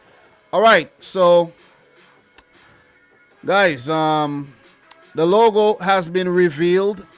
I won't be going too deep into this article right now, but yeah, maybe I should go into the article. But the logo was revealed. I don't know if I'm gonna get like a copyright thing for, going through this video or something like that. I don't know, but let's just see if we could find where the logo is. You see what I mean? All right, we found it. We definitely found it. There's a light show and everything. And this is the logo. This is the logo right there for Euro 2024 that will be hosted in Germany. Hosted by Germany. So that's the logo right there. Don't want to play this video. UEFA are very weird in terms of them and copyright, though. I've had bad experiences with UEFA, though, in terms of, the copyright stuff. So, yeah, I'm not going to risk that. Not at all. Not at all. Not me. And UEFA. Like sharks. So, what I'm going to do, I'm going to actually get the logo on Google and share it with you so that you could actually see the logo properly. And you don't have to, you see what I'm saying? So, yeah. So, I'm going to do that for you. Just a little tidbit. Nothing crazy. Nothing crazy. So, let's do that. Let's do that. Let me get that uploaded. Let me get that uploaded so you guys could get a glimpse of that logo right now. Thank you very much for 30 thumbs up, guys. Do appreciate it. That's the logo. UEFA Euro 2024. Brilliant stuff, man. Brilliant stuff. I like all the colors. You see what I'm saying? All the colors. All the colors there. And it's showing, you know, unity. I'm pretty sure that's what it means. Unity, man. So that's what it's all about. It's not so complicated. It's not so intricate. It's just the Euro trophy with the whole color wheel around it.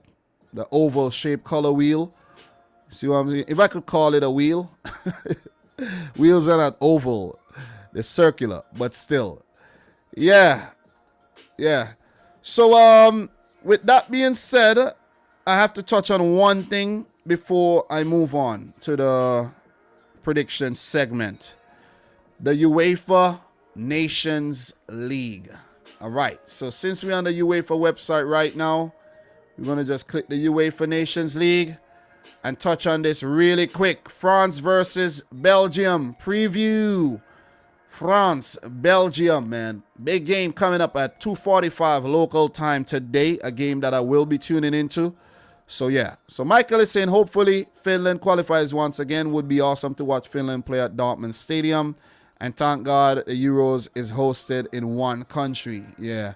Nicholas Bauer, how are you doing, man? How are you doing? Ian McDade, who is the best player in the world right now? All right. Anyways, what else we got here? NBA made it mandatory that all players must be vaccinated. Let's see if the Premier League does the same. Thank you very much there for that. Michael Jarrah. You know, that was you.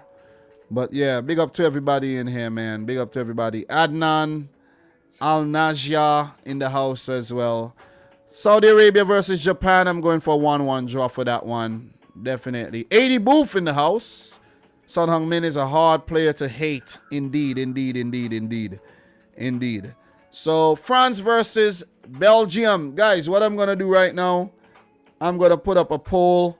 You guys are going to vote in the poll. France versus Belgium for your winner. Not a lot of people in here, but still. France versus Belgium. People don't want the information, you know. I see people come in, they leave. You know, most people don't, it seems like they don't appreciate the information I'm sharing with them. You see what I mean? But if you're one of those people that appreciate the information, thank you very much for coming in and sticking around in the live stream, man. Do appreciate that. So, yeah, big up to Adnan in the house. How are you feeling, Adnan? So the poll should be live. So vote in the poll. Let me know who you think is actually going to win.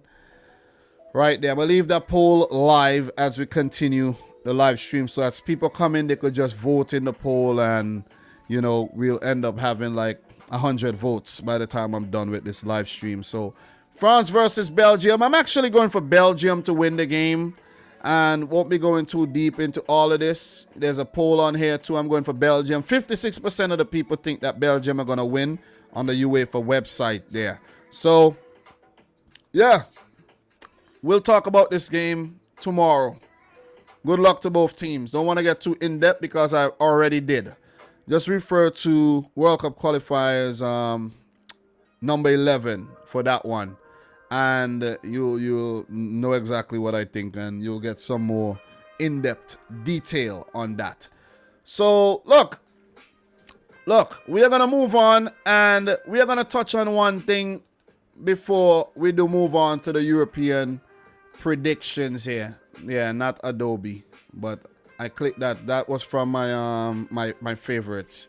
It's a good thing it wasn't like, you know, a porn site or something, right? That would have been embarrassing. Anyways, look. Yeah, AFC, man. AFC, we're currently in the third round and we have games going on right now. Lebanon versus Iraq. It's a 0-0 game right about now. 0-0 draw. And we had a game already. We had a game already between Korea Republic and Syria. So let's just touch on this game briefly and then we move on. So AFC, let me see, World Cup qualifiers just so I could get the scores and the scorers correctly. I watched most of this game, not the whole game, but I did see most of the game. So Hwang In-beom scored in the 48th minute for Korea Republic. And then Omar Kerbin equalized in the 84th minute. Really good goal. The ball was behind him, and he actually took a really good shot cross into the box. And Korea Republic stunned. But because of the quality in their team, Son Heung-min from a free kick headed down, dispatched it brilliantly in the back of the net. And they went on to win the game 2-1, as I predicted. But South Korea should have won this game, man. They should have won this game more comfortably, I should have said. Because Hwang Hee-chan had chances, Son had chances. They had a lot of chances in this game and didn't actually put away their chances. And when you have a team with Hwang and Son in there, it's a difficult team to beat. You see what I'm saying? Kim Min-jae at the back in defense as well. It's a difficult team to beat. There's actually 3 Hwangs playing in this game. So I'm not going to attempt to actually identify all of these Korean players. I'm not. Definitely not. So there's a few players who I know, like that guy who plays in La Liga. Can't remember his name, but who does he play for though? Damn, can't remember. But I think I actually came up with a theory when no one was actually marking Heung-min Son on that free kick. I think they actually tried to mark Son, but they got mixed up though, because it's very difficult to differentiate from these Korean players. So when they thought they was marking Son, it wasn't Son. It was actually somebody else. And when Son scored, it was like, damn, I told you to pick up Son. He's like, I thought he was Son. Jeez. You see what I'm saying? And I'm not saying they all look alike. Yeah, Lee Kang-in, that's who I'm talking about, Adrian. Thank you very much. Thank you very much. I recently watched that game, Mallorca, I think. Didn't Mallorca play against, what's that? Can't remember. I cannot remember. But yeah, a football fan. Hope Belgium won't bother this. Thank you very much for coming through. Guys, if you haven't yet liked the video, make sure you do so. We need 19 more thumbs up to hit 50. We got 22 votes right now in the poll, and it's 50-50 between France and Belgium. So, Adnan, I rooted for Korea in the 02 World Cup after they helped the U.S. advance by beating Portugal. But some of their matches were a farce. Yeah, man. A lot of match fixing went on in the 2002 World Cup. And myself, who was actually, how old was I? Damn, how old was I? 15 years old? I had no idea what was going on. I was just watching the thing, and I was like, oh, man, yeah, great job, Korea. Oh, great job, Japan. Little did I know that a lot of freaking cheating was actually going on. So, yeah.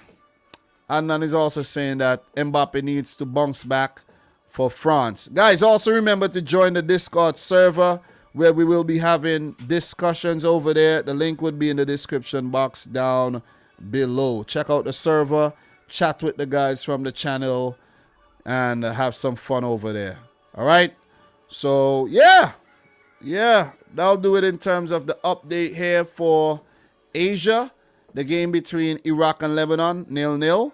And as you could see, United Arab Emirates play Iran. China will play Vietnam. Saudi Arabia will play against Japan, and Australia play Oman. So, wait, this game played already? This game is done? Why does it say 0-0? Wait, this game finished? Wait. No, it's at 1 o'clock. Why does it say 0-0 though? It's weird. Very, very weird though. Very, very weird, I must say. Anyways, yeah, I told y'all about the FIFA website. You didn't believe me, right? So with that being said, guys, we are going to move on to the final predictions that we have today. I should have already done this, but yeah, you know, I've been talking and talking about all other things except the UEFA qualifiers. So we're going to be doing UEFA qualifiers right about now. Big up to Frazier in the house. FIFA website is drunk like usual. I know, man. You know what the website should have been doing? The website should have known your location and give you a time in your location so that it doesn't do anything like that. It's just like the FIFA organization itself. Corrupt. Anyways, that was a good one. That was a good one. Just take a look at the groups right now, guys. Portugal on top their group with 13 points. Serbia second with 11. Luxembourg third with 6. The other teams pretty much out of it. Not going to talk about them.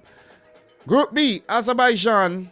Well, why did I say Azerbaijan in Group B? Because I saw Azerbaijan. You see how the brain works? See how the brain works?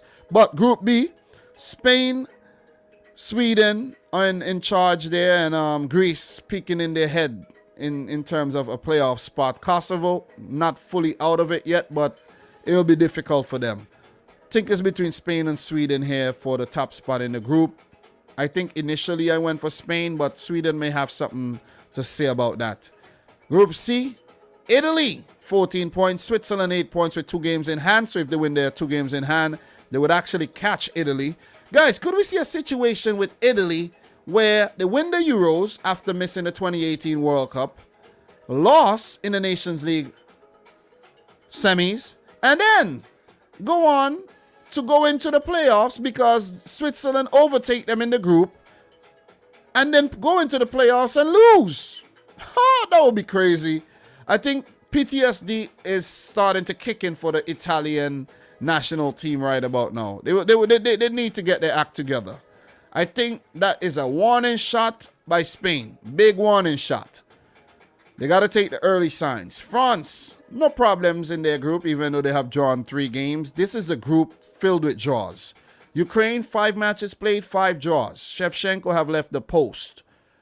Finland, 4 games played, 5 points. Good luck to Finland, Mike. You guys are still in the running for a playoff spot.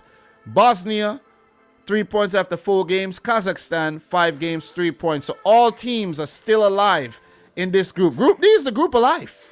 It is the group of life. And with that being said, it brings us to Group E, where we're going to get into the discussions right about now. Belgium on top with 16 points. They will not take part in qualifiers this month because of their Nations League commitments. Czech Republic second with 7 points. Wales third with 7 points. And both these teams are in the UEFA Nations League ranking. And if they place outside the top 2 in the group, they have a backdoor into the playoffs. Just note that. Just note it. And they're high up the rankings. Where for Wales are occupying that playoff spot right now, even though they are third. Czech Republic, 7 points. Wales, 7 points with a game in hand. Note that.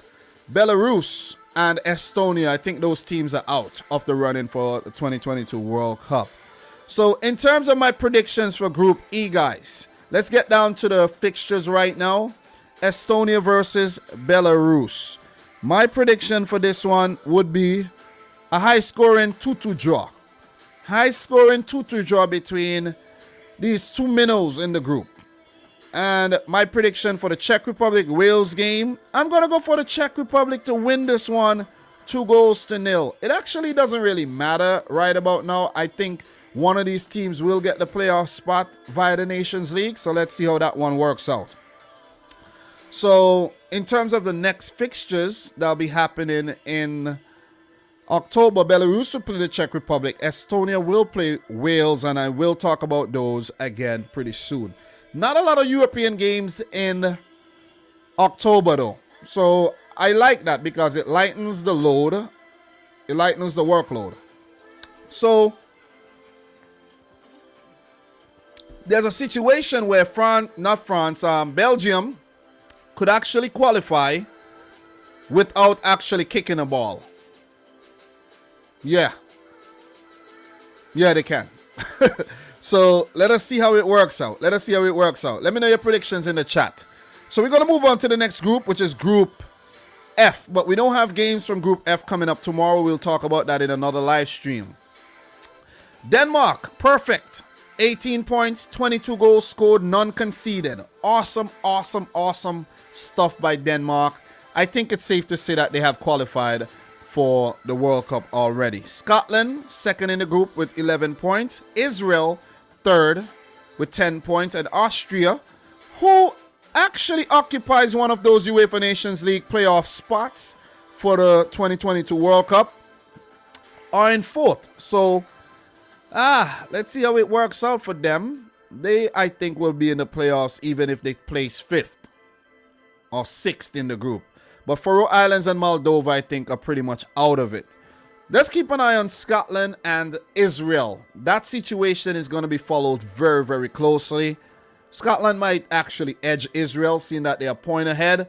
But with this Israeli team, with Zahavi, Salomon, Manas Dobor, and all them guys playing some good football lately, you never ever know.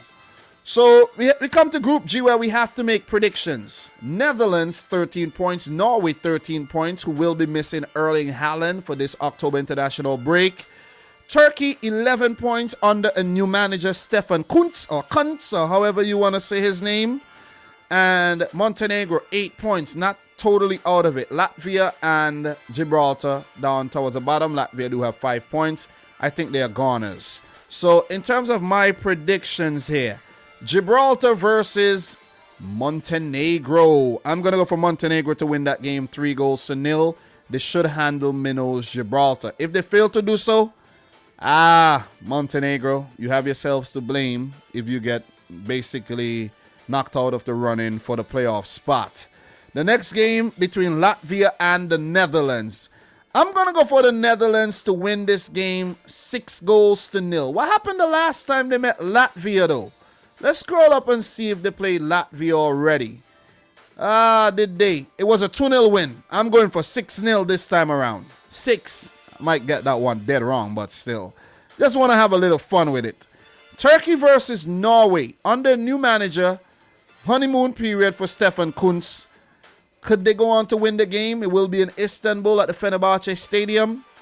Norway without Erling Haaland, but they still have a lot of talent in their team. I'm going to go for a 1-1 draw here. I'm going to go for a 1-1 draw. A good result for both teams.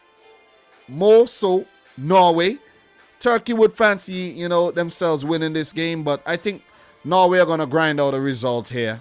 So let's see how that one ends. In terms of the other October fixtures here, we have Latvia playing Turkey. That's a game they should win. Norway playing Montenegro. Let's see how that one goes. It won't be so easy. And Netherlands play Gibraltar, where that game might end 10-0. Or maybe not. You never know. But next month, I got some light games. But the game between the Netherlands and Norway would actually be a big, big game. And the one between Montenegro and Turkey would be a pivotal clash as well. So we are going to keep it moving. And we move on to Group H, where I do have predictions as well. Croatia on top of the group, tied on points with Russia, both on 13 points with a goal difference separating the two teams. Slovakia still in with a shout, 9 points in third, and Slovenia still in with a shout, 7 points. Malta, 4 points, Cyprus, 4 points. I think those teams are out. In terms of my predictions for these fixtures coming up in October here, the first set of games in this group, Malta versus Slovenia. If you scroll back here, you could see that Malta, they recently got a good result. Malta, let's just go back. Yeah, the 3-0 win against Cyprus here. So they're not a team that, you're going to push over. Slovenia versus Malta there, as you can see, was a 1-0 affair last time around. So this time around, I'm going to go for Slovenia to beat Malta 2-0. I have my predictions written down already, and I'm going to go for a 2-0 win for Slovenia. The game between Croatia and Cyprus here. Look, Croatia versus Cyprus. What happened the last time these two teams met? Croatia won narrowly 1-0. But since then, Cyprus' form has been very worrying, losing to Malta, losing to Russia, and losing to Slovakia. And I'm going to go for them to lose again, this time a 3-1 loss at home to Croatia, who looks very, very solid. They look really, really solid this time around. I got to give it to them. Really got to give it to them. Big up to Dwayne Thompson in the house, man. Thank you. Janoy Butler, Michael Talks Football, Chase Athletics, everybody in here. Fresh God in the house. Thank you very much. Big up to 80 booth. Damn, I just watched a video in Qatar World Cup starting times. Europe wins again. Booyah. I know, right? I know. And thank you for watching that clip, though. The clips are winning. The clips are winning, though. So if you haven't yet looked at the clips, go check out the clips. They're not long. You could go watch a little 5-minute, 3-minute, 2-minute clip and just get a gist of what's been going on in terms of the World Cup qualifying content around the world, okay? All right, so look, I talked about the Croatian squad, right? And this is the Croatian squad right there. It's looking solid. See what I'm saying? Perisic, Kramaric, Brekalo, Orsic, Livaya, Modric back in the fold, Kovacic, Brozovic, Mario Pasalic, Nikola Vlasic, Luka Ivanusets, and Christian Jakic in the house. So I'm going for Croatia to actually win that game 3-1. And the other game here between Russia and Slovakia. Let's get that game right here. Russia versus Slovakia, guys. I'm going for Russia to win the game 2-1. What happened the last time these two teams met? As you can see, Russia won Malta 2-0 and Slovakia lost to Croatia. They did beat Cyprus, but Slovakia has been so-so, in my opinion. 1-1 against Slovenia. Russia versus Slovakia. Russia actually lost their game against Slovakia on the road in Trnava. But I'm going to go for Russia to actually return the favor and win this one 2-0, where the game will be in Kazan. So 2-0 win for Russia, and they will stay on the same points as Croatia with only goal difference separating the teams still. So for Croatia, they would love if Slovakia pick up another win here or even a draw to start separating themselves from the Russians. Guys, remember, if Russia do qualify for the World Cup, they cannot go under the Russian flag nor the name Russia as well. So they will go in as the RFF, just like they did in the Futsal World Cup, something I did share a few days prior. So that'll be it for this group, and we're going to keep it moving. Group I, England on top of the group with 16 points. Albania, impressively, are second. They're looking poised for a playoff spot. But Poland and Hungary may have something to say about that, where they come in third and fourth in the group so far. Andorra and San Marino pretty much out of running. And these minnows may not see the World Cup in the next 100 years. Who knows, man? You never know. You never know. So, look, the last group, Germany. Oh, man, these guys are very lucky, right? After that loss to North Macedonia, they have since pulled their act together. Sacked, well, I think it's a sacking. But Joachim Löw left the post, and Hans-Dieter Flick now in charge. And Germany are looking like Germany again. They're looking like the real deal. And could we see a situation like what Italy did, missing the 2018 World Cup, right? And still going on to win the Euros? Could we see Germany getting knocked out of the group stages as holders of the World Cup and bouncing back in 2022 to win it? It's not beyond the Germans. Not beyond the Germans at all. So impressively, they are currently on 15 points, and they can qualify pretty soon, according to the other results. Pretty soon. It's very close. 4 more games left in World Cup qualifiers for each teams here. And I think Germany may go on to win all 4. But if they win both their games here, I think they have 2 games in October, and the other teams fail to pick up wins, Germany would go on to clinch top spot and qualify for the World Cup. And they could be the first team to do so, even ahead of Brazil and Denmark. So Armenia impressively are second, Romania third, North Macedonia fourth. So the playoff race is hot. And when I say hot, I mean hot. It's hot. I would love if Armenia gets it, though. I would really like if they get it, but who knows? They just might not. The goal difference isn't looking good, at -2, while for Romania, they have a +3 goal difference with 10 points, but it's that point difference. So if Armenia could keep that point ahead of those other teams, yeah, it'll be very good for them. And with that being said, guys, a game between Iraq and Lebanon, it's still 0-0. And with that also being said, I should have tuned in to another game already. There's a game between Equatorial Guinea and Zambia. I'm going to tune into the Nigeria game against Central African Republic, and then there's Rwanda playing Uganda. I'm going to tune into the Nigerian game. It's 0-0 after 11 minutes, and when this other game is over, I'll tune into another one of those African games as well. But the AFC, though, when is the other game? The other game is actually 12:45 between UAE and Iran. I might have to, I might have to tune into that too at halftime and then switch around.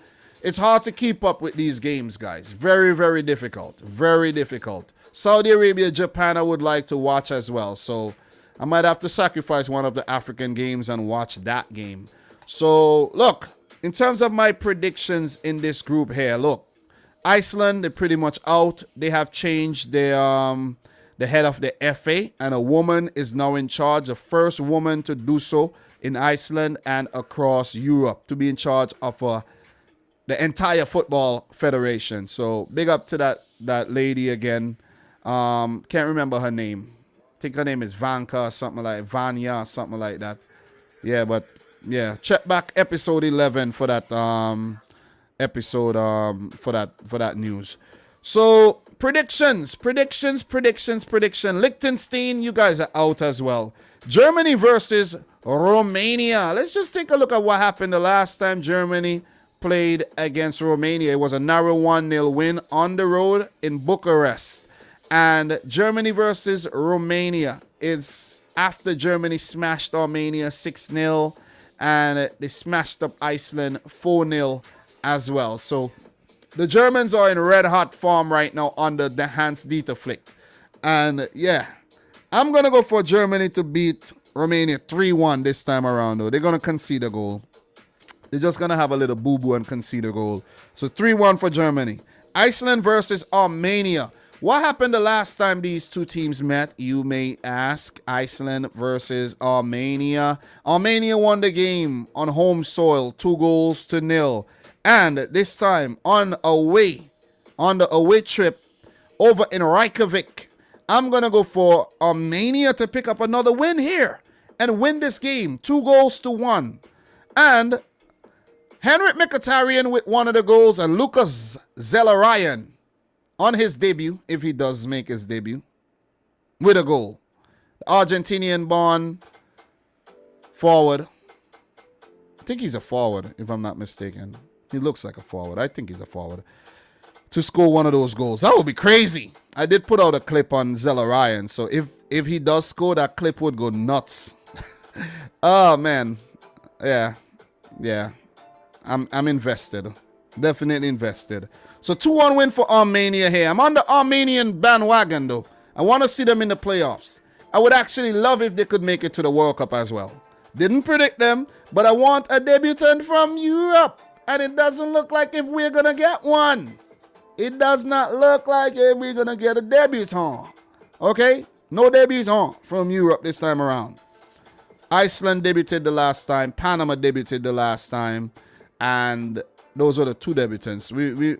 I want a debutant at the World Cup. Mali, stand up. What are you going to do? Mali, come on. Could you do something, Mali? You see what I mean? Syria, could you do something? I don't think so. But still.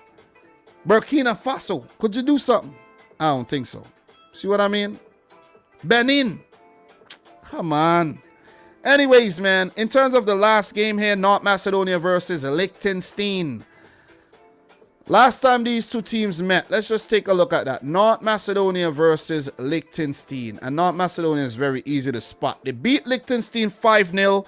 This time around, I'm going for a 2-0 win for North Macedonia over Liechtenstein. So with North Macedonia and Armenia winning, they would leapfrog Romania, who I'm going for a loss against Germany.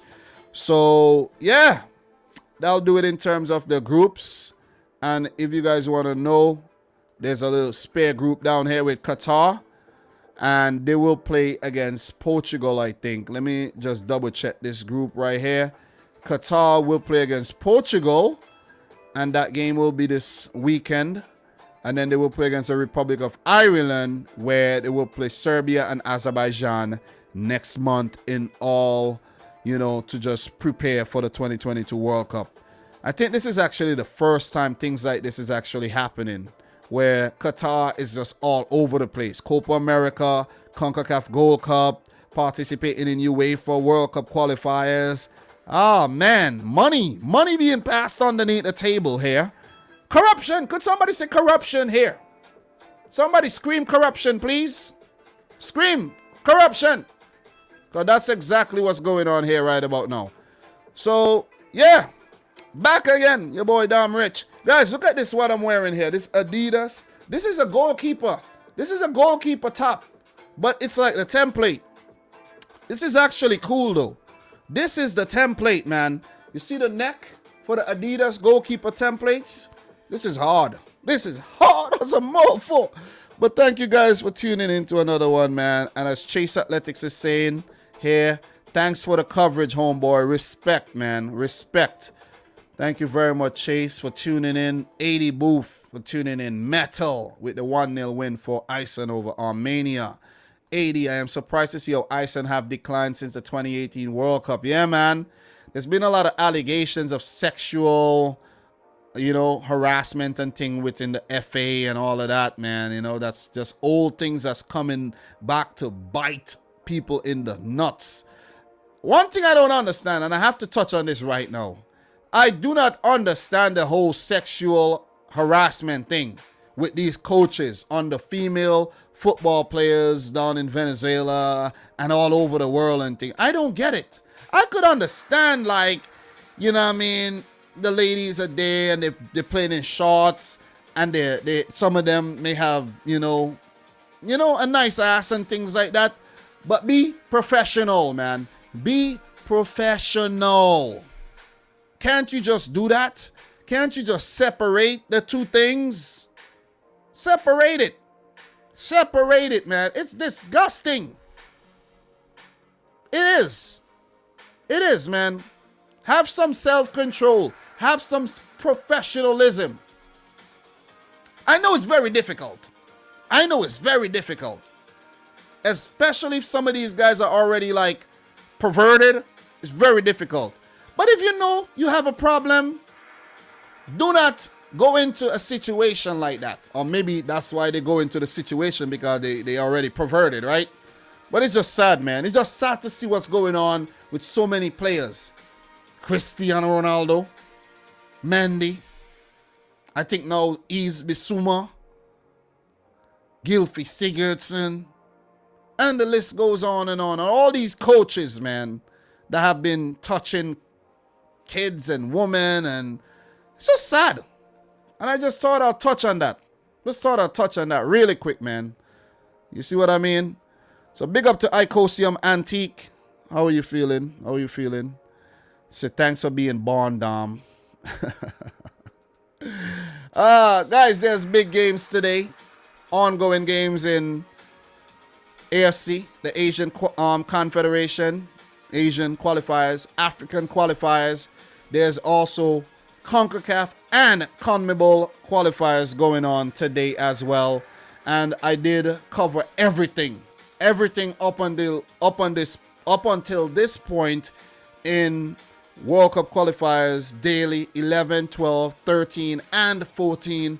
And I'd like to say big up to Michael for adding that Ghana managerial change to the list, because I will talk about that the next time I go live, which is not going to be today, because today I have, to watch the CONCACAF and the CONMEBOL games, if I can watch the CONMEBOL games. But it's now, what time is it local time? 12:21. I've been live for an hour 53 minutes. I can't believe I got another hour 53 minutes live stream out of this thing. I really can't, because this morning I had to drag myself out of the bed because I was tired. I went to get some breakfast by the Jamaican restaurant. I bought me some cornmeal porridge. I could make porridge, but I just want to pay for the damn thing. Keep the economy booming. And I sat down in my SUV and I drank my porridge without a spoon, just drank it. and I was actually gathering the information for this very live stream here, and wrote down my predictions and things like that, and managed to get 2 hours. I don't know how I did it, but I did. But we'll have live streams every single day for the international break. That's a feast there for you every day. So go back and watch the old ones, catch up, watch the clips as well. I'll be putting out more clips today, so look for those. And yeah, man, your boy Dom back in the house with another fire video. You know what I'm saying? Another fire video for your head tops. Well, let me just be careful before I light my lens on fire. You know what I mean? That'll be a nice effect, but still, I'll have to end up buying a new lens. So, appreciate everybody in here, guys. Don't forget to go check out the Discord server. The link would be in the description box below. And do not be a nuisance like Steve over there, okay? Please. I appreciate that. Don't do that. Do not do that. All right, so the game between Iraq and Lebanon is coming to an end. It's still 0-0. Let me just reiterate my prediction for this one. Lebanon, Iraq, I predicted a 1-0 win for Iraq. I think they have possession of the ball right now. Could Iraq actually score with... Do they have possession of the ball? Let me double check.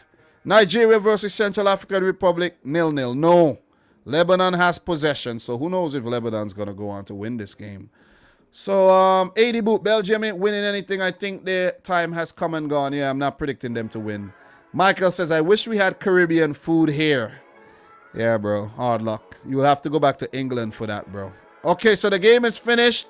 0-0. Yeah, it just actually finished here on my phone. So, yeah, guys, from your boy Dom. Thanks for tuning in again. Another fun one. Very informative. I hope you enjoyed it. As I said, don't forget to smash up the thumbs up button and check out the other live streams that I did over the last 3 days. Monday, Tuesday, Wednesday, and hitting you with another one on Thursday. I may come live later. I'm not sure. Maybe after the USA-Jamaica game, who knows, or one of them games somewhere in between. If my boy Liam is sleeping, I'll jump on and like eat up the workload quick. But I don't know if I'll do it, but I'll see. So guys, the poll, just before I go, France actually got, overtaken by Belgium here. France is overtaken by Belgium. So there's been 43 votes. France has 47%. Belgium for 53%. Another person just voted for France too. So seems like Belgium are about to win the poll. Is that any indication to where it's going? I don't know. Let's see. So guys, from your boy Dom, don't forget to like the video. Let me know your thoughts in the chat if you're watching a replay. And until my next one, peace out. Rich Squad. Peace.